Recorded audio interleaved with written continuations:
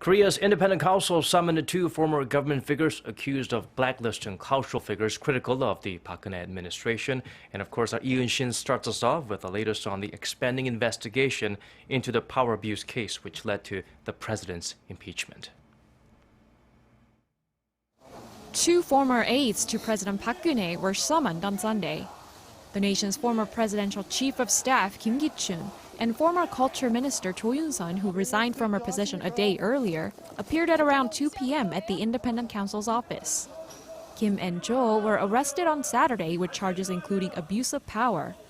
They're accused of creating and managing a blacklist of artists and other cultural figures deemed critical of the Park administration.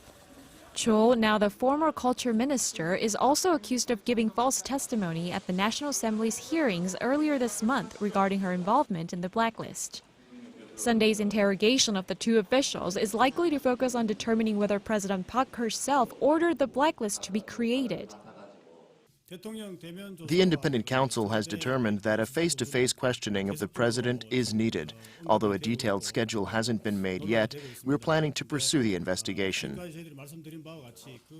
Depending on progress in the investigation of the president's two former aides, that face-to-face questioning could come sometime in the next month.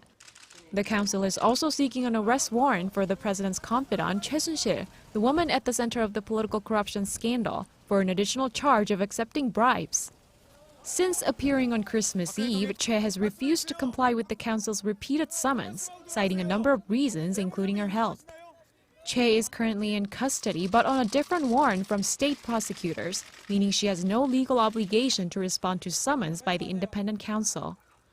Noting Choi's lack of cooperation so far, the council team said if she chooses to remain silent during the upcoming probe, it'll be considered a denial of the accusations. Yoon-sun, Arirang News.